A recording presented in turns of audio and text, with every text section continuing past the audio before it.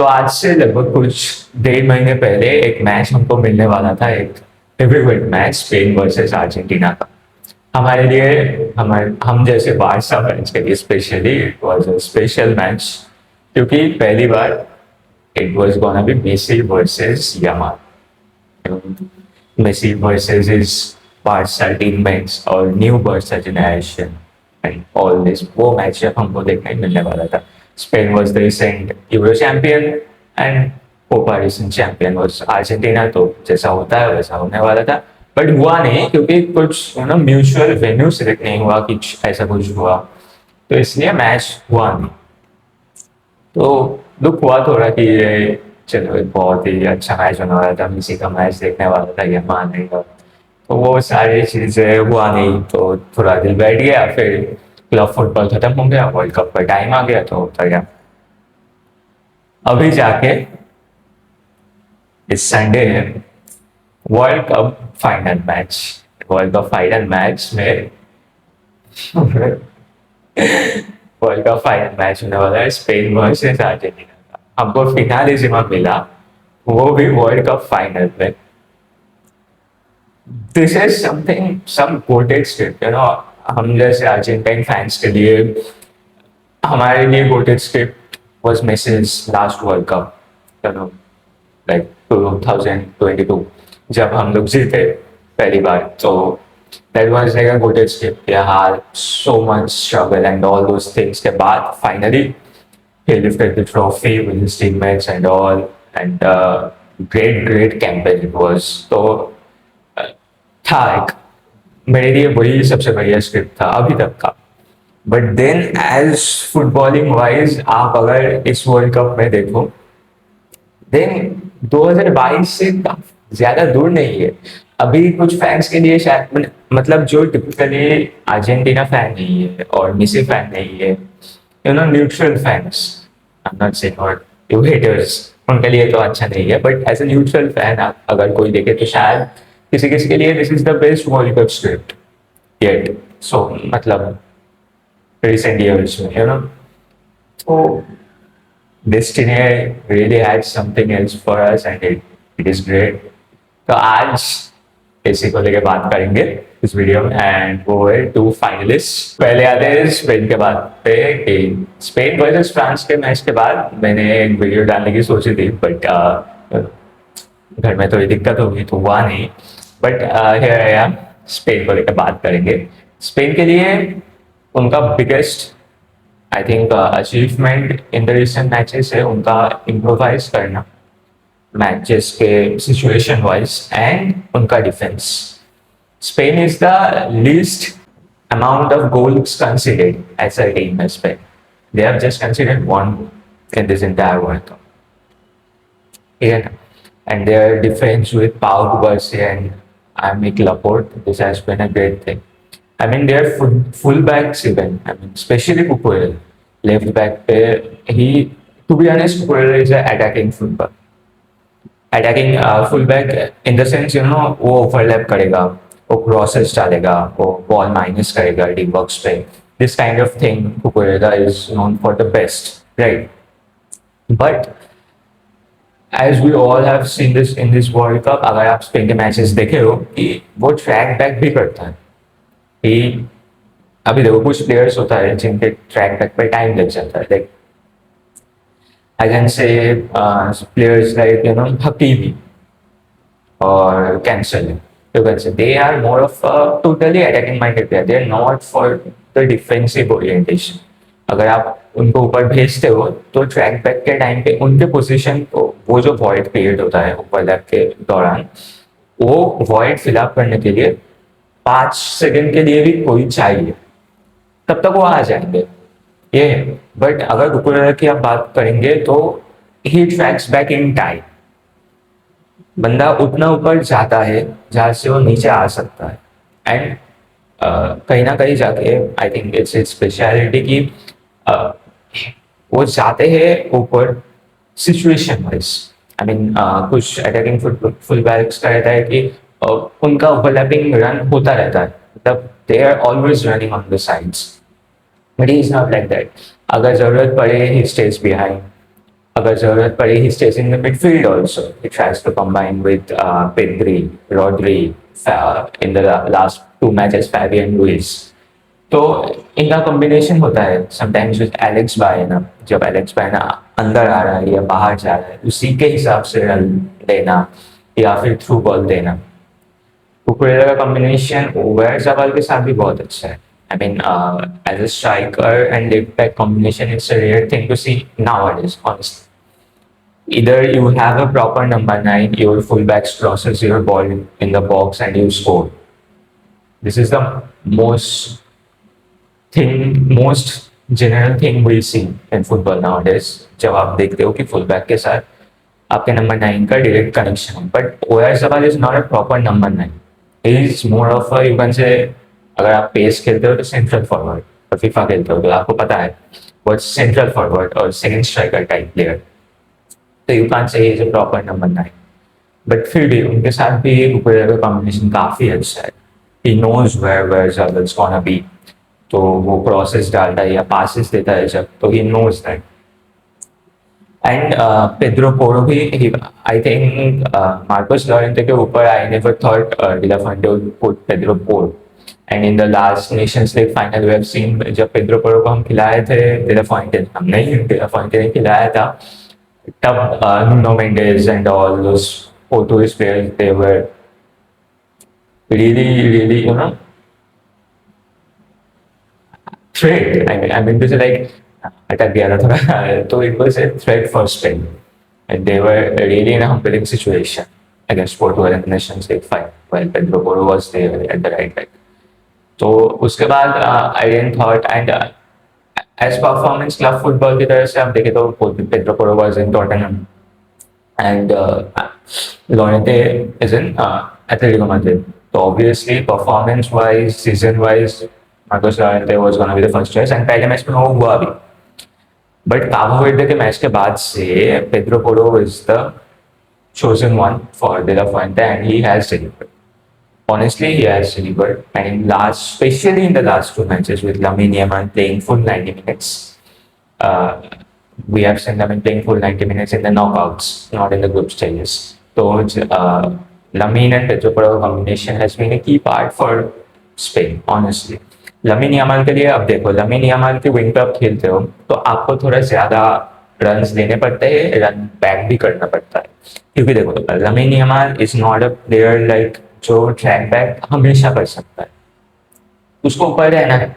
अगर आप ball win करते हो एंड आप किसी को ढूंढ रहे हो, आपको ऊपर पास देना है जो कि बॉल को आगे ले जाएगा या कोई बढ़िया सा फॉरवर्ड बॉल पास करेगा, तो that's the player Lamine Yamal is, right, we all. तो अगर Lamine Yamal is playing like also, you know, क्या बोलते हैं उसको, राइट मिडफील्ड, जो हमेशा ट्रैक बैक करता है, हेल्प करता है डिफेंस में. तो you won't find Lamine Yamal at the preferable position जहां से आप एक काउंटर क्रिएट कर सकते हो, राइट. क्योंकि देखो, स्पेन के लिए काउंटर्स के लिए प्लेयर्स है कौन? Lamine Yamal, आप एलेक्स बायना को बोल सकते हो, पेड्रो पोरो या कुकुरेला के बीच में कोई अगर रन लेता है तो वो है, और डैनी ओल्मो. हम ओयारज़ाबाल की बात नहीं कर सकते क्योंकि ही is not that kind of player जो रन्स ले, आप बॉल पास करते हो and he reaches the ball. He is not that kind of player. That kind of player is more of, you know, Ferran Torres. So, या अगर Fermin Lopez रहता है Spain squad में, तो Fermin Lopez, these are the players जिसको आप ball भेज सकते हो, जो रन देगा आपके लिए. तो स्पेन के लिए रन लेने वाला प्लेयर लमीन है या फिर एलेक्स बायना है. Dani Olmo is not of a runner, but फिर भी बॉल होल्ड करके पास कर सकता है इन द टाइट सिचुएशन. तो these are the players. Apart from this players there are no such midfielders जो स्पेन के लिए, आई मीन मिडफील्डर्स जो यूजुअली गो देयर, बट फिर भी अगर जरूरत पड़े तो आप counter attacking based midfielder Spain के लिए उतना है नहीं, राइट. है तो जो स्टार्ट नहीं कर रहा कुछ मैचेस में था, आई थिंक गावी था. And midfielder wise not Pedri, not Fabian Ruiz, Rodri की बात तो हम करेंगे ही नहीं. तो Lamine Yamal 7 out of 10 times Lamine Yamal has to be in that position जहाँ से स्पेन अटैक क्रिएट कर सके. यू नो दैट प्लेयर जिसके आप बॉल डालोगे, जिसके पास से आप कुछ क्रिएट कर सकोगे, तो ही is one of those players. तो पेड्रो पोरो को क्या करना पड़ता है, ज्यादा रन लेना पड़ता है, ज्यादा रन बिहाइंड अगर ले लेता है तो उसको ट्रैक बैक भी करना पड़ता है time to time depending on the situation in the match. तो उस हिसाब से अगर देखें तो Pedro Porro was doing a great job after that Cabo Verde match, and he is still doing till that France match. And honestly, अगर आप देखोगे playing against Bradley Barcola और Kylian Mbappe, sometimes Michael Olise, it's not an easy thing. अगर आप match में देखते हो तो Lamine was helping him, no doubt. Usually Lamine जितना ट्रैक बैक करता है उससे काफी ज्यादा भी कर रहा है इस एंड फ्रांस के मैच में उन्होंने किया, लड़के ने किया. But point is as a defender when you have Bradley Barcola and Kylian Mbappe on your side along with on the second half Desiree Doué also, so you have to be praised when you are keeping a clean sheet against them. ठीक है, तो इसीलिए ये जो 4 defensive players हैं Spain के लिए, defence में जो 4 प्लेयर्स है, पेड्रो पोरो, पाउ कुबार्सी, Aymeric Laporte and Marco Correa. I have to appreciate, we all have to appreciate जिस तरह से इन्होंने इस वर्ल्ड कप में खेला है एंड जिस तरह से यू नो लाइक जो क्लीन शीट्स रहा है, तो है कुछ तो हो रहा है, कुछ तो कोऑर्डिनेशन है, क्योंकि देखो their biggest exam was France. Honestly आप कोई भी मैच उठा लो, their biggest exam was France and उनके अगेंस्ट क्लीन शीट रखना, एम्बापे को एक भी शॉट मारने ना देना. Mbappe really hadn't any shot on target, I think. If I'm being right, Mbappe had 0 shots on target. Dembele had 2 shots, I guess, at the very last moments, but it was all really timid, you can say. So, in a semi-final of a World Cup, and देखो Mbappe को आप clubs में जैसे देखते हो वैसे देखते हो, चलता है, वहां आप कुछ अलग खेलते हो, but in the France team in a World Cup tournament, Mbappe is something else. From that 2018 World Cup, Mbappe is something else in the World Cup. We all have to agree. 2018 में top मतलब debut किया तो France के लिए जीता world cup. फिर 2022 में फिर से he was in the final and was the top scorer of the tournament with a hat-trick in the final. ठीक है, अभी इसी वर्ल्ड कप में नॉकआउट होने से पहले तक, स्पेन के मैच से पहले तक, he was still joint top scorer of this world cup along with Leo Messi. Right, तो उनको आप जितना भी डिफेंसिव लाइन क्रिएट कर लो, जितना कुछ भी टैक्टिक्स प्ले कर लो in a match for the whole 90 minutes, keeping Mbappe out of a threatening zone और keeping the whole France squad. Even Dembele was in a great form. Michael Olise was on the top assist list. तो ये सारी चीजें neutralise करना, ठीक है, किसी को भी आने ना देना, तो it was something else honestly. And obviously Rodri की हम बात करेंगे तो in that match we have seen Rodri at a great form honestly. After many long period after that ACL injury, we haven't seen him at his best. I mean, जिन्होंने बैलन D जीता था वो वाला कैंपेन हमने देखा नहीं. Last Euros में देखा था, उसके बाद यूरोस के फाइनल्स में जब उनको चोट आया तो जुबिमेंडी ने फाइनल खेला, फिर जाके सिटी पे उनको ACL लगा, तो उसके बाद उनको 1 साल बाद फिर से कमबैक करना पड़ा. Then he was playing, Zubimendi was playing, and all those rotations was happening. Then इस वर्ल्ड कप में आके पहले मैच में it was not a good performance at all against Cabo Verde. Team like Cabo Verde, we really didn't know about Cabo Verde before that Spain match, right? So इन सब के बावजूद जैसे उन्हें improve किया है, जैसे पूरा होल मिडफील्ड इम्प्रोवाइज हुआ है, रॉड्री सिर्फ नहीं, Pedri, पहले दो तीन match, I was gonna say in the group stage, Pedri was in a pretty good form. Not probably not great as he used to be, or as he is usually in the past jersey or previous 10 matches. But he was in a quite good form in the group stage. But from the knockouts, पहले knockout game सही था, फिर last दो matches में he was not being the chosen was for some reason. And we have seen him not at his best form, तो Fabian Ruiz को खिला देते हैं. De La Fuente puts Fabian Ruiz there, and Fabian Ruiz responds. He was also the one who was there, जिनको De La Fuente ने खिलाया था पहले मैच में.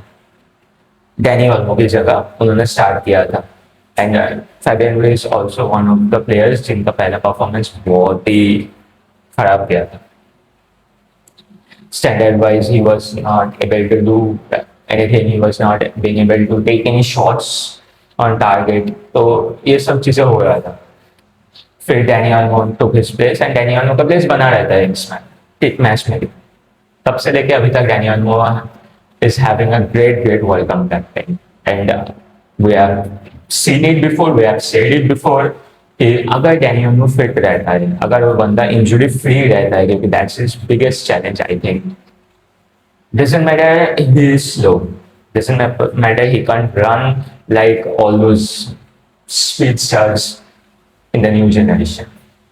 It doesn't matter he's not that much of a physical player, like Casemiro or some that kind of physique, or Bruno Guimaraes, or even Rodri.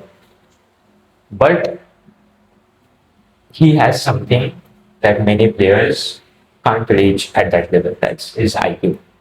He's a special player. आप low blocks की डालो, he is your man. आपके पास अगर 1-2 passing का option आ रहा है, आपको किसके साथ करना है, he is your man. ठीक है, आपको थ्रू पासेस चाहिए, he is your man. आपको शॉट्स लेना है बाहर से, he is your man. So he is a proper camp. You can see we have very few in this generation, क्योंकि that number 10 position सभी खेलते हैं, इनको खिला देते हैं, उनको खिला देते हैं, कोचेस का टैक्टिक्स बदल जाते हैं. तो प्रॉपर नंबर 10 जो है, जो एक्चुअली हमें अटैकिंग सेंट्रल अटैकिंग मिडफील्डर में रहते थे, वो हमको देखने को नहीं मिलता. But he is one of the rare players after James Rodriguez, or you can say Kevin De Bruyne, or this kind of players. Dani Olmo is right now is one of them. तो उनका एक बहुत ही अच्छा campaign चल रहा है, and उनके साथ यमाल का जो कॉम्बिनेशन है, एंड पिछले मैच में हम पेड्रो पोरो को भी देखा सेकंड गोल पे. That's special about Danny Olmo, right.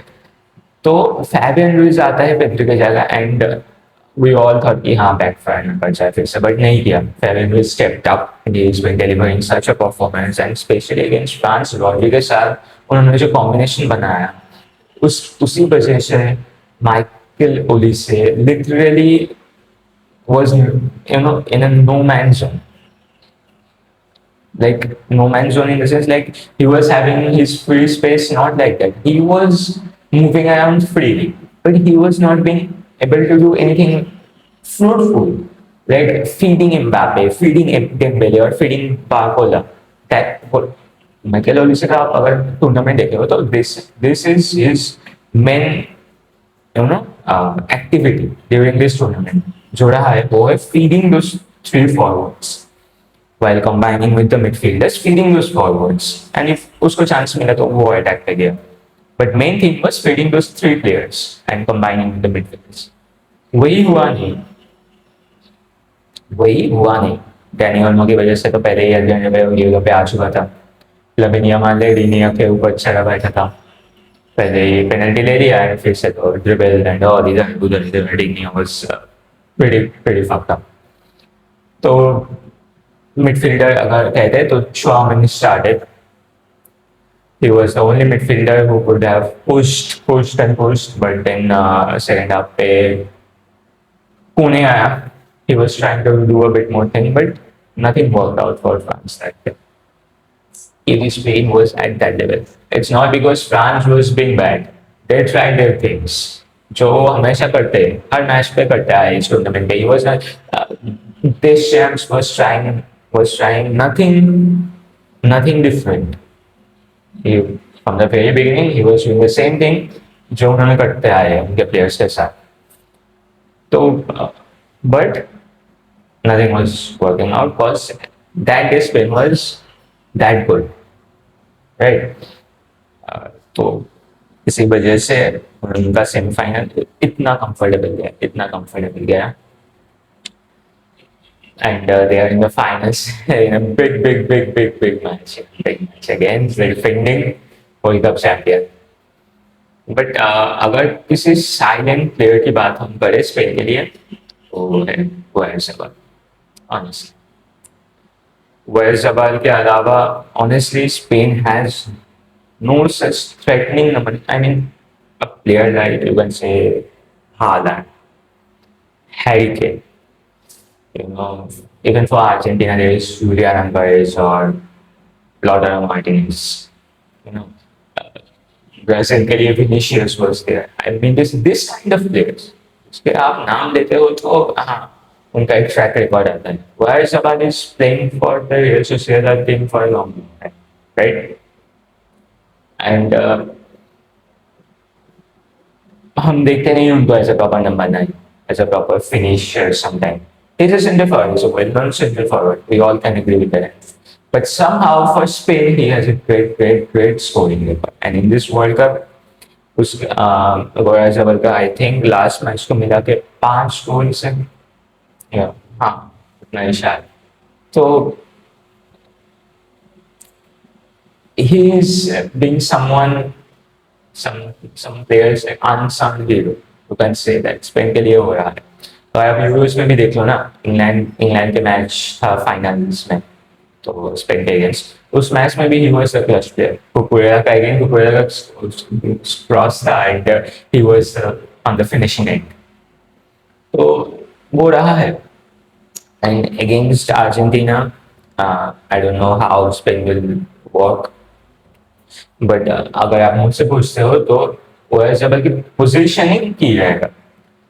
देखो रोमेरो एंड लिसांड्रो मार्टिनेज, उनके लिए तो मार्क करना, फिजिकल प्रेजेंस, डोमिनेंस मेंटेन करना ये कोई बड़ी बात नहीं है. But what's gonna be the real challenge between those two defender against Oyarzabal is कौन ज्यादा पहले सोच सकता है. तो हम थोड़ा 1 सेकंड पहले सोच सकता है कि क्या होने वाला है, मैं जो प्लेयर को मार्क करने वाला वो कहाँ जाने वाला है. क्योंकि it's gonna be like that honestly. At least I think Oyarzabal की पोजीशन अगर आप देखें मार्को कुकुरेला आएगा या एलेक्स बायना आएगा, ढूंढने की कोशिश करेगा. क्योंकि देखो एलेक्स बायना is not of a player like जिसको आप एंड मतलब फिनिशिंग एंड पे रखोगे. Is more of a left winger जो क्रॉसेस डालेगा या सेट पीस देगा, रन्स देगा, डिफेंसिव लाइन के बिहाइंड से कोशिश करेगा, बहुत सारी चीज़ें होगा. तो फिनिशिंग एंड पे आप ओयारज़ाबाल को ही ढूंढोगे. एंड एयर में in the aerial presence I mean usually you have to think Romero and Licha first rather than Oyarzabal, right? But the presence in the box and his position, that's gonna be good. वो कितना movement range डालता है, कितना देर drop करता है, कितना ऊपर जाता है, कितना उनका कॉम्बिनेशन रहता है लमीन के साथ. दैट्स गोना बी की for lamin and Olmo I am से. तो that trio is gonna be key for Spain and that trio is gonna be the challenge for Argentina, I guess. And trio में हमने सबकी बात कर ली. रह गया तो लमीन यमाल. उनके लिए ज़्यादा कुछ बोलने की ज़रूरत नहीं है बच्चे के लिए, क्योंकि 19 साल का हो चुका है, काफ़ी मैच्योरिटी आ चुका है. फिर मैचेस में भी देखते हैं ड्रिबल्स एंड ऑल तो है ही. व्हाट्स हिज स्पेशलिटी वो तो हमको दिख जाता है. Although he is not being at the 100% in this world cup we can say, but फिर भी जितना दिखा दिया है काफ़ी रह चुका है स्पेन के लिए. फाइनल्स में शायद कुछ और दिख जाए, but I hope Tagliafico or whoever is going to be on his side सही से खेले. क्योंकि मेरा टीम तो है ना उनके सामने अभी फाइनल्स में, तो आई होप सही से खेले, बट फिर भी उतना आसान नहीं होगा। इट्स लमिंग एंड उनको हम अब ज़्यादा हम्बल नहीं कर सकते उतने आसानी से। तो अच्छा अच्छा कंपटीशन होगा, अच्छा चैलेंज होगा, ये तो सही, ये तो बात है कि मैच काफ़ी इंटेंस होगा, but this is thing. And अगर सब्स्टिट्यूट्स की बात करें तो Ferran Torres and Mikel Merino, these are the two key players जिन्होंने, ये दोनों ही टू की प्लेयर्स रहे सब्स्टिट्यूट से। Merino has been the most clutch player and Ferran Torres for the runs, for the possession, movements, influence। अगर अगर ओयारज़ाबाल का game उतना अच्छा नहीं रहता है तो तब जाके आप सोच सकते हो कि तेरा point was can't put Ferran Torres in that position, क्योंकि उनका runs, Ferran Torres के पास physicality है, and अगर उस दिन उनका क्लिक कर जाए तो ये फर्नांडोस की बात है। जिस दिन उन्होंने कुछ स्पेस ढूंढ लिया ना, जैसे मिकेल मेरिनो के गोल में हुआ था पोर्टुगल के अगेंस्ट, दैट्स अ स्पेशलिटी, क्योंकि उनके पास वो दिमाग है, उतना दिमाग आ चुका है बार्सिलोना में खेल खेल के, उतना दिमाग आ चुका है कि कहाँ प्लेयर सुनना है, कहाँ खुद को ले जाना है, वो हो जाता है combination with the players like Pedri, lamin and Olmo. तो I think you can say the most important part for midfield, sorry, the most important part for Spain is their midfield was उनके साथ forwards की connection, जो triangle बनता है ना कभी कभार, जो ओल्मो, यामाल एंड पेड्रो पोरो, ये ट्रायंगल बनता है। फिर बनता है कभी कभार रॉड्री, ओल्मो, रूइस या पेद्री। फिर होता है ओल्मो, बायना, ओयारज़ाबाल, ये होता है। अभी ये सब ट्रायंगल होने का नतीजा क्या होता है, जब Baena, Oyarzabal and all this connection is being there, क्या होता है, कुकुरेला के पास बॉल आता है, बॉल लेने का मौका आता है। I mean he has got a free space. अभी देखो तीन प्लेयर्स यार ट्रायंगल बना रहे हैं, ये बायना, इधर ऑल्मो है, इधर ओयारज़ाबाल है। आप ऐसे भी ढूंढ लो, ऐसे भी ढूंढ लो, कहीं भी कर दो। तो ट्रायंगल जब ये होता है, अगर ऐसे देखो लेफ्ट विंगर इधर खींच चुका है, ठीक है, तो ट्रायंगल अगर ऐसे आ रहा है इधर, तो तीनों प्लेयर्स के साथ अर्जेंटीना के भी तीनों प्लेयर्स आएंगे, ठीक है, या दो प्लेयर्स जो भी आएंगे, तब जाके यहाँ एक स्पेस क्रिएट होता है। Suppose to think Molina is gonna be there, तो मोलिना या रोड्रिगो डिबल जो भी रहता है इज गोना बी देयर, या है कुटी रोमेरो, या है लिसेंड्रो मार्टिनेज, एग्लियाफिको, पारेदेस। तो रोड्रिगो डिबल मोलिना के पास उस वक्त होना चाहिए, नहीं तो क्या होता है, नॉट सेइंग कि दौड़ के कुकुरेला मोलिना को हरा देगा, क्योंकि Molina is quicker than Cucurella, but position gap ढूंढना। Spain has the speciality. Every player in Spain, even the defenders, right? Pau Cubarsí, Armin Clapper, they can find the long balls if needed. They can spread those through balls if needed. Not only in defense, they are capable in the attacking positions also. Feeding the forward players, feeding the run, whoever is running towards opponent's goal. तो वो जो space यहाँ create होता है, वहां से ball नहीं डाल सके, इसीलिए डिपॉल या इन जो किसी एक को वहां होना पड़ेगा, या मैकाले से, जो भी आप जिसकी भी बात कर लो। क्योंकि अगर सिर्फ Molina was on track Cucurella, then अभी देखो मैच में 4-5 मोमेंट ऐसे आएंगे, अभी 4-5 मोमेंट से एक तो निकल ही जाता है, राइट? अगर हम ऐसे तो नहीं सोच सकते कि सभी प्लेयर्स मतलब सबका गेम 100% रहेगा, किसी का अगर 90 में भी गिरता है तो वो 1% मतलब 10% चांस रहता है ना कि एक बार निकल जाए प्लेयर आपके पास से, तो वो होने नहीं देना। तो स्पेन के लिए, स्पेन का जो ट्रायंगल सिनेरियो है जो बनता है, मिडफील्ड्स में बनता है, फॉरवर्ड्स में बनता है, जो गोल आपने देखा है ना वो भी ट्रायंगल ही है। यार अमीन था, यहाँ से पेड्रो पोरो आ रहा था, and yeah, there was all, ये ट्रायंगल था। Players was like gonna watch the ball and drop here, तो पेड्रो पोरो नहीं आया। जब ट्रायंगल सिनेरियो का पॉइंट है कि बॉल आप तीनों के मिडिल में है, तो प्लेयर्स जो ओपोनेंट प्लेयर्स है जो आपको ट्रैक करे, एट दैट पॉइंट आपको नहीं ट्रैक करते, दे वर ट्रैकिंग द बॉल। तो बॉल को देखते हैं तो क्या होता है, प्लेयर्स फ्री होता है। अभी देखो अगर ये ट्रायंगल है, ठीक है ना, ये अगर ट्रायंगल है या बॉल है, तो बॉल को आप देख के आउट प्लेयर खींच रहे हो, तो ये प्लेयर्स जो कवर अप करना था फ्री हो गया, ये रन ले सकता है।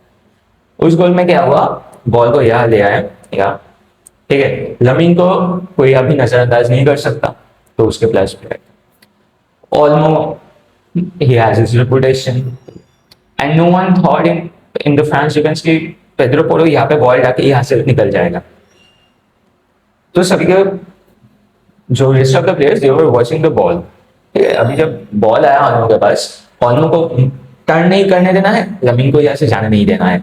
तो अभी क्या हुआ, पेड्रो पोरो के भी यहाँ स्पेशलिटी है, उन्होंने उस टाइम पे सोचा, तो इन्होंने ये मिडिल में जो गैप मिला उनको, some bunch of players, like two players was watching Olmo, one player was watching Lamine Yamal, यहाँ पे there's free मिला, यहाँ मिला, and now Olmo का स्पेशलिटी है one touch passes, तो उन्होंने पहले टच में बॉल पास कर दिया एंड फिर फिनिश हुआ।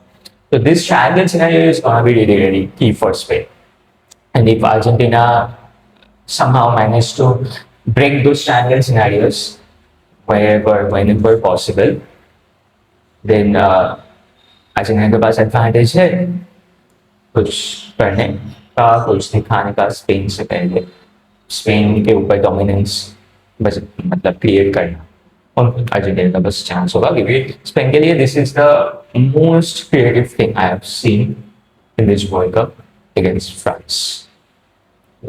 अरे स्पेन के लिए इतना ही कहना मेरे को, एंड बाकी सब मैच में देख लेंगे, ठीक है। अभी होगा दूसरी फाइनल इसके बाद।